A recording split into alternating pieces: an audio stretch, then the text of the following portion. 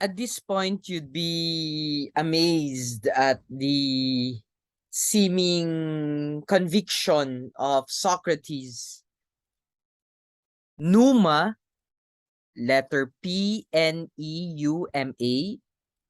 is the Greek word for spirit and also for breath, also for air. A single word also performs the same double duty in Hebrew, ruah, ruah. Not all philosophers can expect to experience the entheo in spiritus or in breathing of the spirit that Socrates speaks of in the Apology.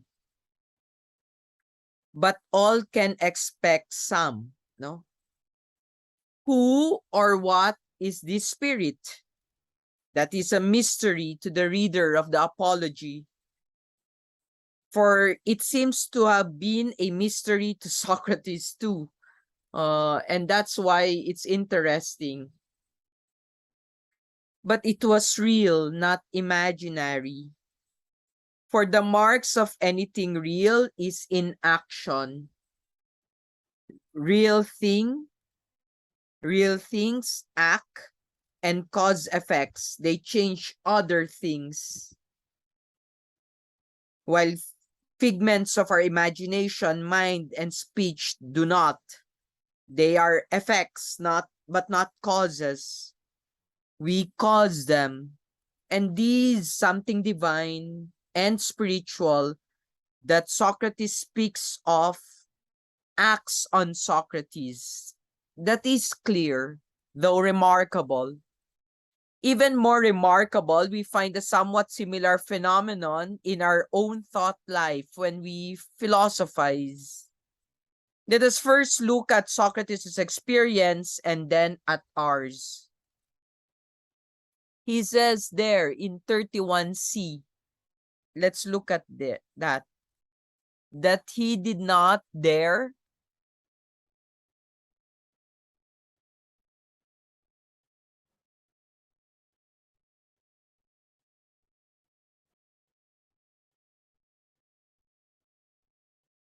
there. But perhaps it may seem strange that I, of all people, give this advice by going around and minding other people's business in private. Yet do not venture to go before your assembly and give advice to the city in public. The reason for that, however, is that one of you've heard me give many times and in many places, a divine and daimonic thing comes to me. The very thing Meletus made mocking allusion to in the indictment he wrote. It's something that began happening to me in childhood. A sort of voices, a sort of voice comes, which whenever it does come, always holds me back from what I'm about to do, but never urges me forward. It is what opposes my engaging in politics, and to me, at least, its opposition seems entirely right. Later in trial, when you go to 40A to C, you will see a very similar reference. Let's just jump to that a bit. 40A to C. Here. I'm willing to show you the meaning of what has just now happened to me, you gentlemen of the jury. For in calling you jurors, I no doubt use the term correctly. An amazing thing has happened to me. In previous times, the usual prophecies of my daimonic sign were always very frequent, opposing me even on trivial matters. If I was about to do something that wasn't right. Now, however, something has happened to me, as you can see for yourself, that one might think to be. And that's generally regarding blah, blah, blah. And you can continue that until C. When he starts talking about the daimonic spirit, uh, of course, daimon, as I said, uh, is spirit, no? So do not call it the demon. It's not demon. That's a lysis that's a Christianized reduction, if you will. No, yes, we reduce it. We said that it's demon, no, but it's not, no. Uh, so it's tempting to identify the spirit or prophetic voice or signal of God that Socrates claims to have with something familiar. To reduce the unfamiliar to the familiar relieves the strangeness, the wonder. But philosophy begins with wonder. No? By now, that has not just been repeated once. You know that already. One familiar category we might be tempted to use to explain Socrates' hearing voices is schizophrenia. But only if we are unfamiliar with schizophrenia, with Socrates, and with the enormous contrast between these two things in a thousand other ways. Could it have been conscience? Perhaps. Many believe that conscience is in fact the voice of God, God's inner prophet in each soul. And conscience seems to speak almost with a voice.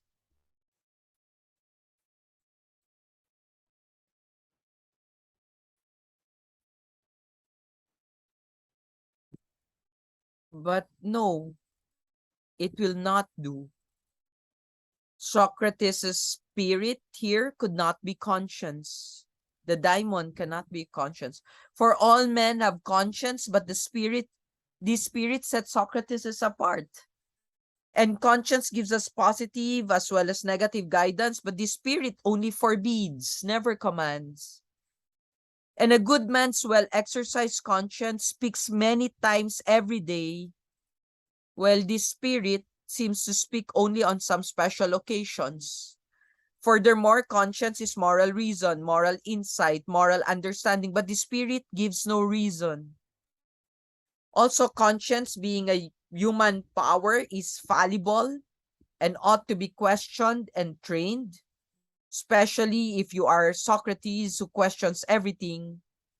But Socrates obeys the spirit blindly and absolutely without doubt or questions, most uncharacteristic behavior for him, of course.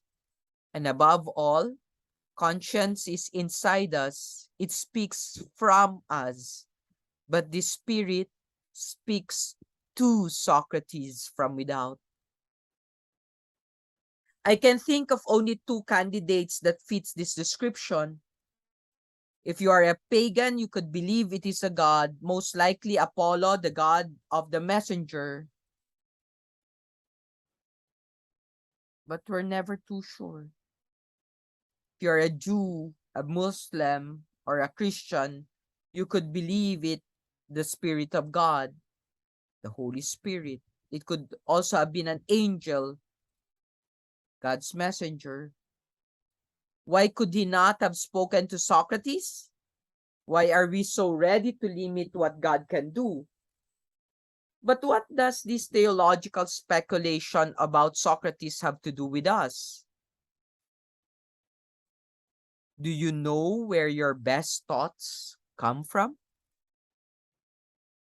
You have already philosophized, whoever you are, for the pursuit of wisdom is innate to human nature. You have often said, the thought came into my mind.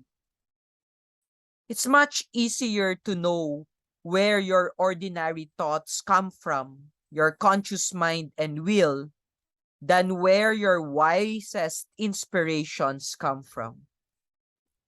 The deeper the thought, the darker its source. How much do you know really about the invisible pneumatic sources of thought?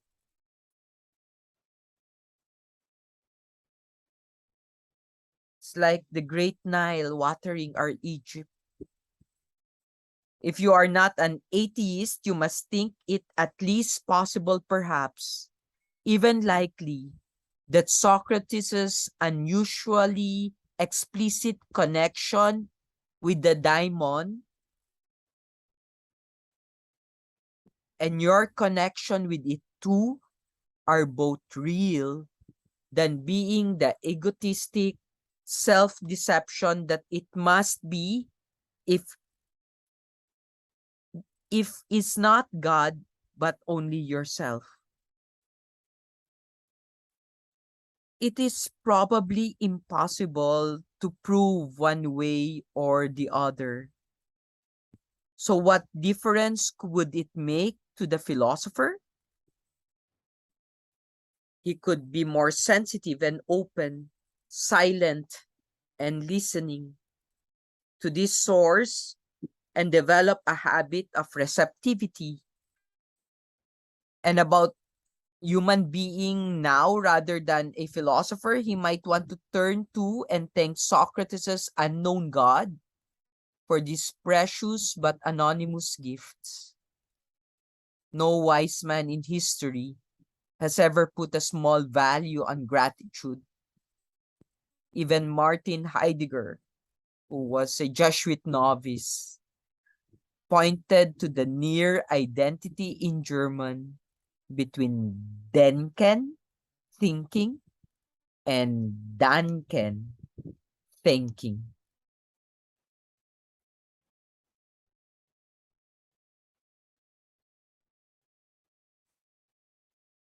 But we can still be apolitical.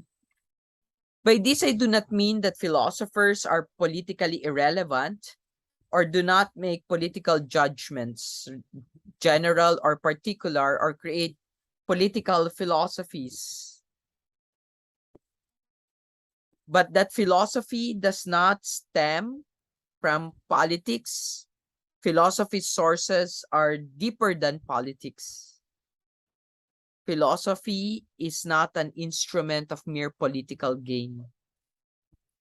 Because philosophy will not save politics, and because politics is often a jealous and tyrannical master, philosophers often clash with political forces, sometimes even fatally.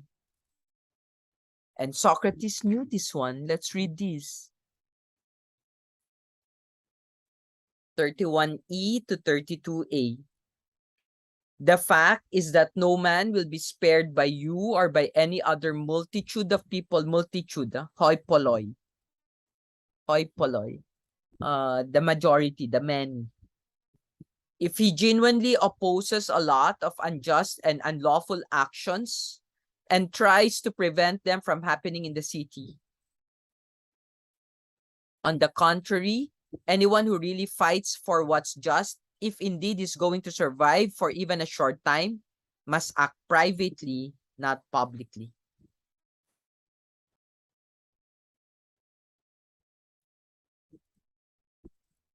Something to reflect on. Allow me to jump to 33.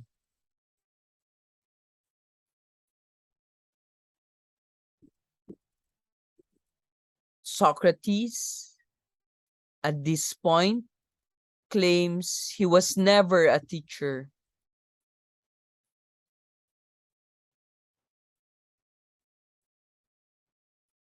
In fact, I've never been anyone's teacher at any time. But if anyone, whether young or old, wanted to listen to me while I was talking and performing my own task, I never begrudged that to him. Neither do I engage in conversation only when I receive a fee and not when I don't. Rather, I offer myself for questioning to rich and poor alike. Or if someone prefers, he may listen to me and answer my questions. And if any of these turned out well or did not do so, I can't justly be held responsible, since I never at any time promised any of them that they'd learn anything from me or that I'd teach them. And if anyone says that he learned something from me or heard something in private that all the others didn't also hear, you may be sure he isn't telling the truth. Because a philosopher is a lover of wisdom. He's always a pupil, a student.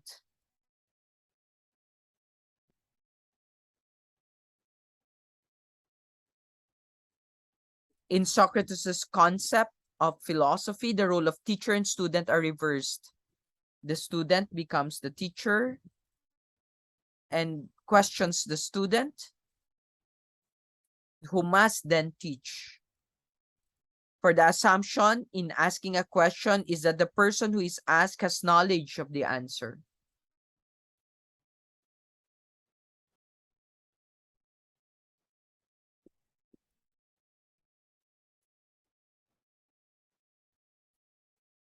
An experienced teacher will tell you he has learned more from the teacher's side of the desk than he ever did from the student's side. A teacher cannot put ideas into the student's mind.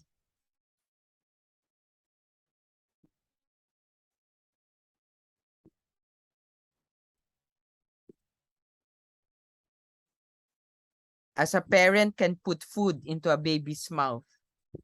To learn requires great activity, the activity of receptivity to, and love of truth. The ancients called this docility, which means teachability. It's not passivity. It is in fact the opposite of passivity. Passive minds are not teachable, only active minds. Let me pause this for a minute.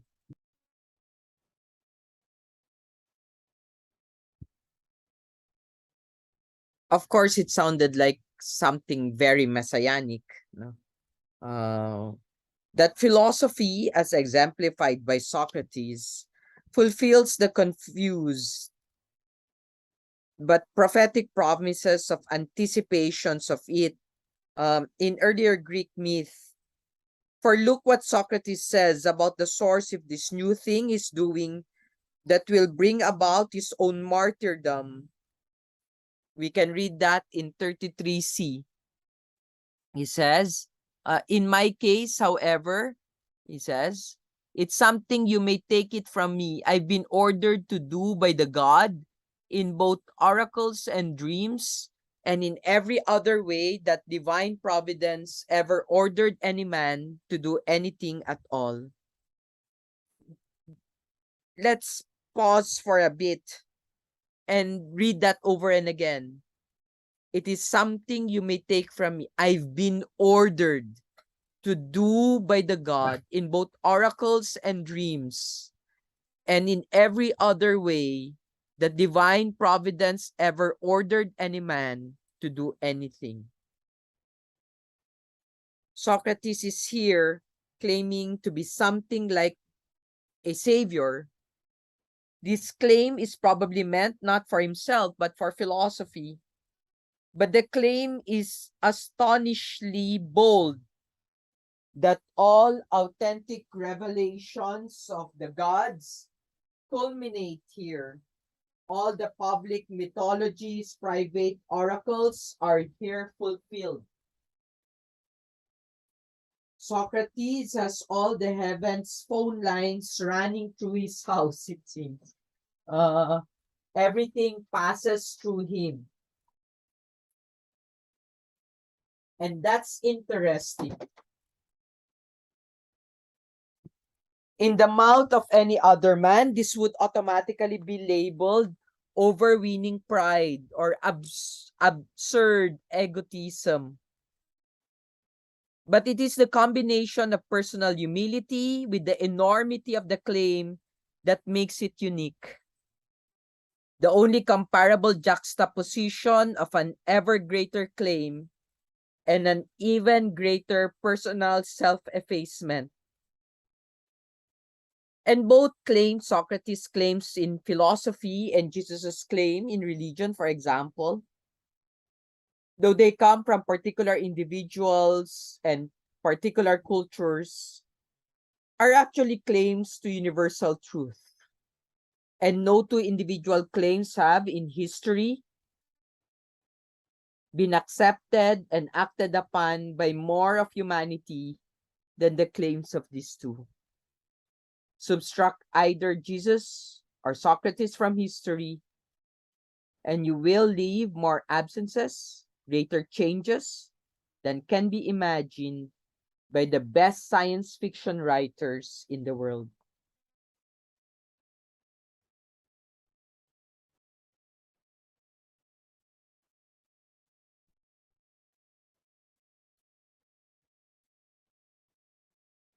But just before the jury votes on his guilt as a non-believer, Socrates again claims in 35D.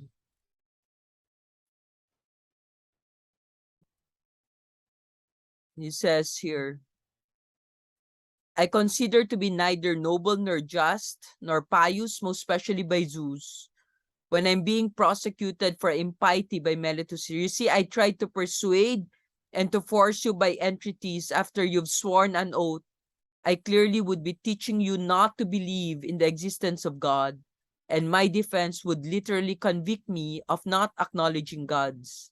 But that's far from being the case. I do acknowledge them, men of Athens, as none of my accusers does. What does he mean by this? And what does it have to do with the very nature of philosophy? Socrates is not shuffling. The sense in which none of his accuser does believe, but Socrates does, is not a weaker but a stronger sense in two ways. First, the God Socrates believes in, always the God, ho theos, in the singular when he is serious, not the plural, and always unnamed, never identified with any of the gods of the state.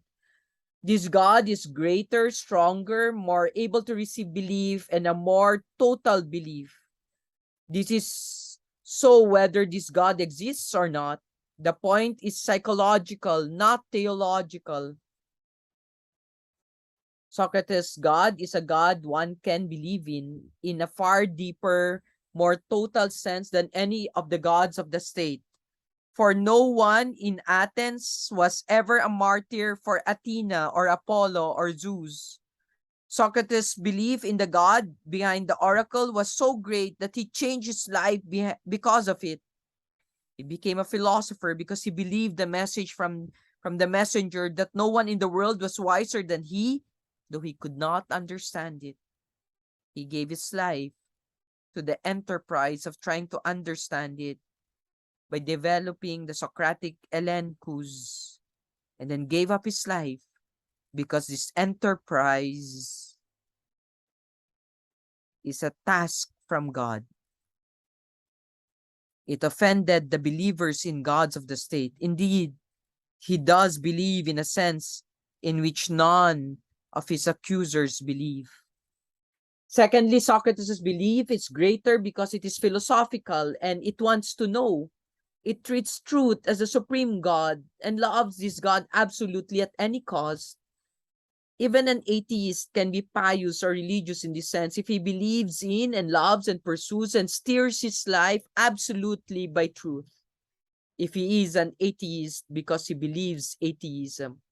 Socrates was an atheist or at least an agnostic regarding the gods of the state, yet he believed in a deeper sense than the religious believers who condemned him. They believe in the gods because this was socially acceptable, culturally appropriate, even profitable. They do not question their beliefs, but question Socrates questioning their beliefs. They were more concerned with Socrates than with truth. Socrates was more concerned with truth than with them. This is the Socratic essence, devotion to truth above all. If Socrates is right about God, the less than totally honest theist will require a longer purgatory than the totally honest atheist, for he has not yet graduated from God's kindergarten. Socrates in C to D describes what the life of a philosopher is. He explains, because I did not engage in things if engaging in them was going to benefit neither you nor myself, but instead went to each of you privately and tried to perform what I claim is the greatest benefaction. That was what I did. I tried to persuade each of you to care first, not about any of his possessions, but about himself and how he's become best and wisest, and not primarily about the city's possessions, but about the city itself, and to care about all other things in the same way. What then do I deserve to suffer for being such a man? Something good, Athens, men of Athens, if I'm indeed to propose a penalty that I truly deserve. Yes, and the sort of good thing too that would be appropriate for me. What then is appropriate for a poor man who is a public benefactor and needs to have the leisure to exhort you?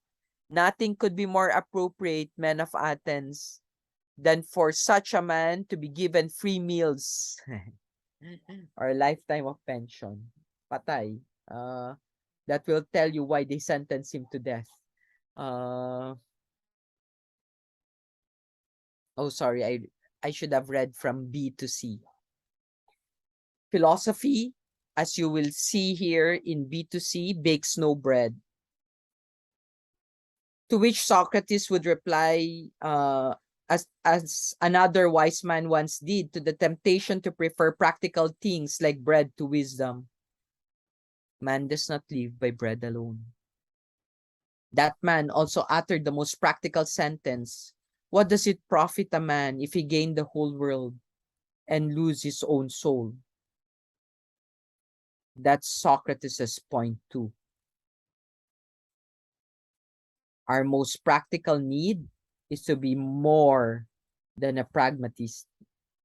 A standard joke shop item is the little black box. When you move the lever from on to off, it whirls, blinks a red light, and opens a trap door in its top, allowing a hand to come out and shut its lever off, then drop back into the box. Every part of the box is practical. It has a purpose beyond itself. The battery sends energy along the wire takes it to the gear turns, it opens the top, and so on. But there's absolutely no reason or purpose to the box as a whole. That is why it's so funny. But a life like that, a life composed only of practical things that serve other end, but with nothing in it worth having for its own sake, the true, the good, the beautiful, such a life is not funny. It's pitiful.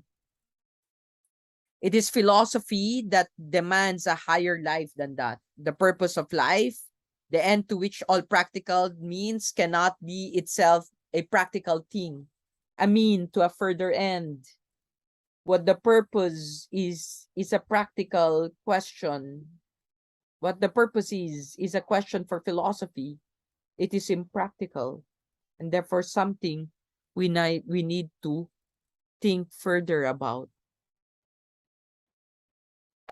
That's why Socrates would say again here, you has won a victory at Olympia, whether with a single horse or you see him makes you think you're happy, whereas I make you actually happy. He says, what actually makes you happy?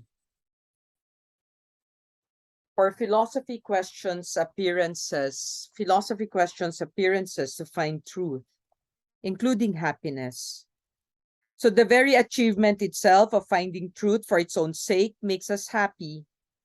For that is what we are made for. That is what satisfies our distinctively human desire. Truth is to the soul what food is to the body. Socrates doesn't seem to make people happy. He makes them angry. So angry that they kill him. But sometimes true happiness can only come through apparent unhappiness. If we do not philosophize, if we do not question appearances, if we are not satisfied with what makes us feel happy, we will never know whether we are being deceived about who we are and what level of our being is being satisfied. Philosophy is not like fishing or painting or jogging. It's not simply a good thing for some people to do. It is universal. To be human is to be challenged, to be philosophized. And if we to philosophize, and if we respond by not philosophizing, then that is our philosophy. A bad one, rather. A rather bad one, though. Uh, Once Romeo proposes to Juliet, she's no longer innocent, but involved, whether she answers yes or no. Once we are rational, philosophy proposes to us, and we are no longer innocent. In just two sentences, Socrates gives us three reasons why it is necessary to philosophize. One, it's commanded by the God. Second, it is the greatest good. Let's read that. He says,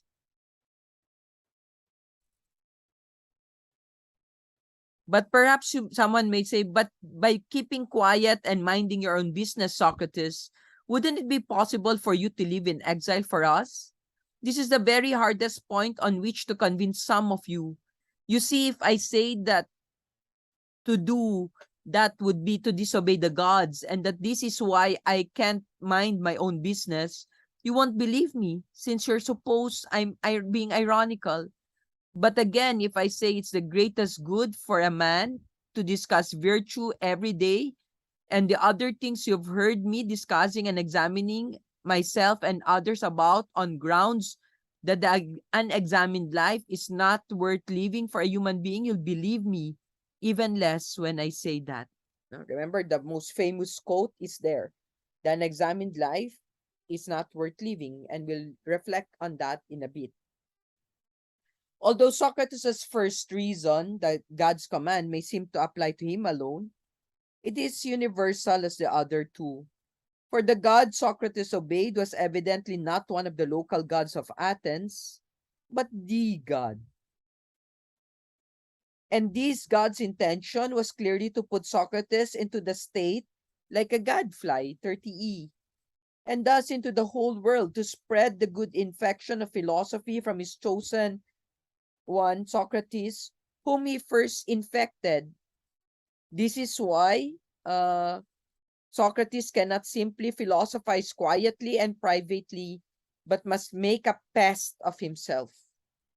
It's worth noting also that the unexamined life is not a human life, no, and therefore, you do not live, act like a human person if that is the case, and that too, is worth examining further. That's the most famous line of the Apology, no?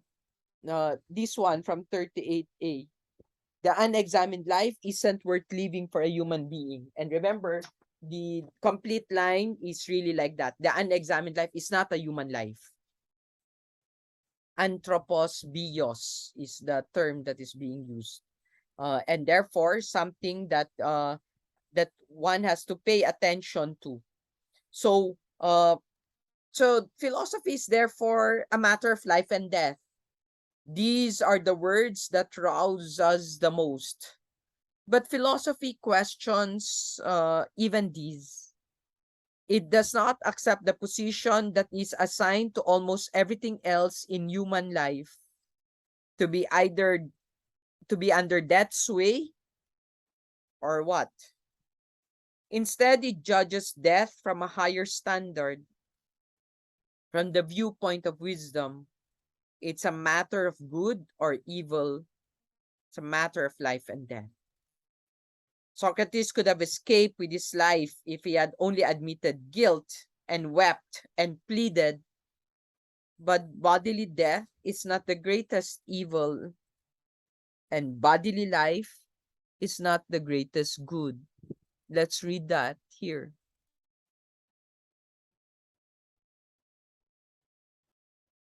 38e.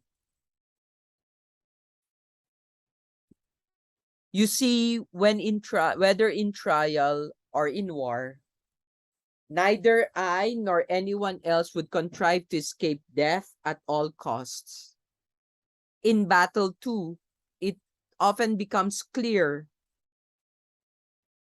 that one might escape death by throwing down one's weapons and turning to supplicate one's pursuers. And in each sort of danger, there are many other ways one can contrive to escape death, if one is shameless enough to do or say anything. The difficult thing, gentlemen, isn't escaping death.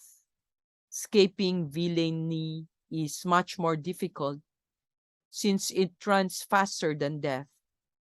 And now I, slow and old as I am, have been overtaken by the slower runner, while my accusers, clever and sharp-witted as they are, have been overtaken by the faster one, vice. And now I take my leave, convicted by you of a capital crime, whereas they stand forever convicted by the truth of wickedness and injustice. And just as I accept my penalty, so must they. Notice the contrast. Socrates' judge are unjust mortals. Their judge is immortal truth. From the viewpoint of this man, they have tried, condemned, and destroyed philosophy. But from the viewpoint of philosophy as incarnated by Socrates, they have only done this to themselves. That is, to their true selves, their souls. They seem to be judging Socrates, but behind the appearances, the real truth is that he is judging them simply by being what he is. The same ironic reversal can be seen in the trial of Jesus. His judge, Pilate, showed the same philosophical face as Socrates' judges by his scornful question, "What is truth?" Pilate thought he was judging truth, but truth was judging him. When a man refuses to philosophize honestly, that is, to seek wisdom, and turns his face away from the light of truth, he walks into his own shadow. Truth is never on trial. We are. Philosophy is death-defying because it is a clear friendship with truth, and truth is stronger than death. This becomes clear to us when we come close to death. Let's look at 39c. Next, I want to make a prophecy of those who convicted me, he says. Indeed, I'm now at the point at which men prophesy most, when they're about to die. I say to you, men who condemned me to death, that as soon as I'm dead, vengeance will come upon you, and it will be much harsher by Zeus than the vengeance you take in killing me. You did this now in the belief that you're escaped giving an account of your lives, but I say that quite opposite will happen to you. When a man approaches death, he approaches eternity. That is why he often receives a gift of prophecy then. For only from the viewpoint of eternity can the future be known. Socrates' prophecy came true, both in Athens immediately after Socrates' death and throughout the world for the rest of time, wherever the name of Socrates lived on. As Socrates will point out in Phaedo, philosophy is a rehearsal, a practice, or melete for death. For philosophy is a preparation for death. Philosophy is a river, restless, until it reaches the timeless sea. Why should the philosopher fear death? The philosopher seeks truth, and death is more true. Philosophy is human. It is proper to humanity. Therefore, it is fallible. It seeks wisdom, implying that it does not yet possess it. You cannot fall in love with someone you possess, you already own. And he seems to make a pretty big one in his argument for the conclusion. And you see that in 40D to 41A, that we should not fear death. The conclusion may be true, but his argument for it is weak. The conclusion he's arguing for is that it's possible that any of us conceives it a right who think it is an evil thing to die. Let's look at 40C. Beginning here until the beginning of 41A until here. Let's read that all. But let's bear in mind that following is also a strong reason to hope that death may be something good. Being dead is one of two things. Either the dead are nothing as it were and have no awareness whatsoever, anything at all, or else, as we are told, it's some sort of change, a migration of the soul from here to another place. Now, if there's in fact no awareness, but it's like sleep, the kind in which the sleeper has no dream whatsoever, then death would be an amazing advantage. For I imagine that if someone had to pick a night in which he slept so soundly that he didn't even dream and had to compare all other nights and days of his life with that one, and then having considered the manner had to say how many days or nights of his life he had spent better or more pleasantly than the night, I imagine that not just some private individual, but even the great king would find them easy to count compared to the other days and nights. Well, if that's like that, I say it's an advantage, since in that case, the whole of time would seem no longer than a single night.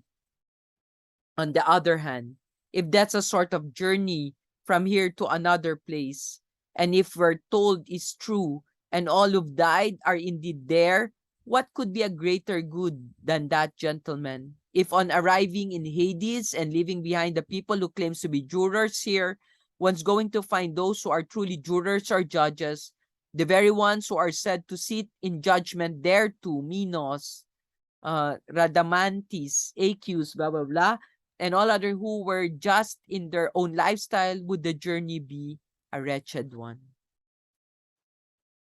There are two things wrong in this argument. First, no one prefers sleep and unconsciousness to waking consciousness unless he is in misery. If Socrates' second possibility, death as migration, is good, then his other possibility is not good, not a wonderful blessing. Second, Socrates' second possibility assumes that life after death will be both just and happy, but he gives no proof for this hope. There are other possibilities that he does not consider, that life after death is unhappy because the judges there are not just or good or in charge, or that it is unhappy for us because they are just and we get the punishments we deserve but escape in this life, or that we are incapable of enjoying the goodness of the gods, as a flea is incapable of enjoying the sun or the sea. In other words, what awaits us after death is either annihilation. Socrates idealizes annihilation. Socrates would be surprised at us if we surrender at his fallibility. If there is any one lesson he would have us learn, it is to question and examine every idea. He would agree, of course, with Paul's two-step maxim: test everything, hold fast to what is good. First letter to the Thessalonians, chapter 5, verse 21. How can we know we are doing the second unless the first? That is a question that is also still worth reflecting on.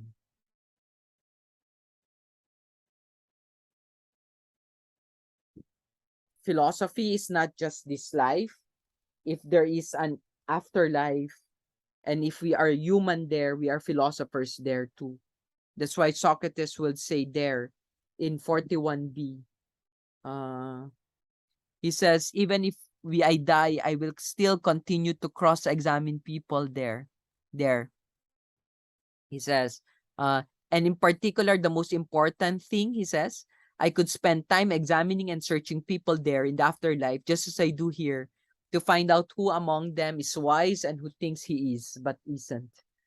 One advantage of being a philosopher rather than a soldier, an economist, or a lawyer, a doctor is that you have job security even after death. It makes little sense to hope for a heaven that contains soldiers, wars, economists, that is poverty, lawyers, injustices, doctors, disease. But philosophers, they are even now doing heavenly things. Even death will not change Socrates. He's a bit like a god that way. For the Greeks, the first mark of a god was immortality. Even though Socrates would be gazing at eternal truth in heaven, he could at the same time be exercising the acts of charity that they exercise on earth, helping others to come closer to this truth by cross-examining them. You may think it would be not be heavenly to have to endure the cross-examinations of a Socrates, but this objection would reveal more about you than about heaven. It would reveal how you experience Socrates and philosophy as pain rather than pleasure, as his accusers did rather than his friends. Why not begin now your heaven? There are two kinds of confidence or trust that we find here. The first one is hope. The other one is certainty. Socrates has the first kind of confidence towards death. He has risked his life on being good.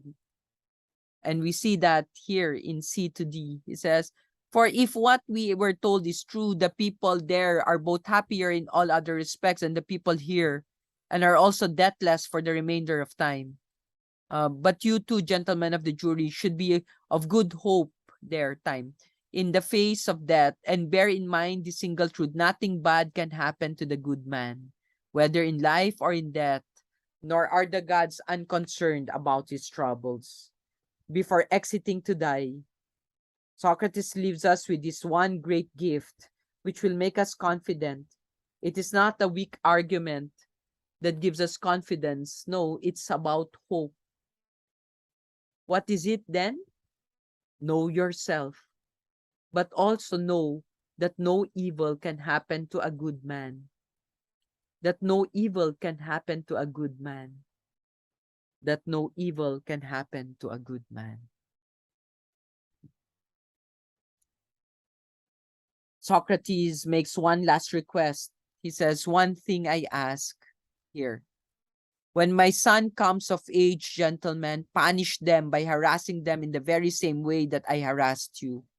If they seem to think to take care of wealth or anything before virtue, if they think there's someone when there's no one.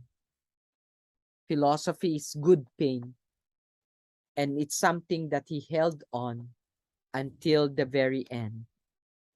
And so he says in that last line, but now it's time to leave, I to die and you to leave. Which of us goes to the better thing, however, is unclear to everyone except God.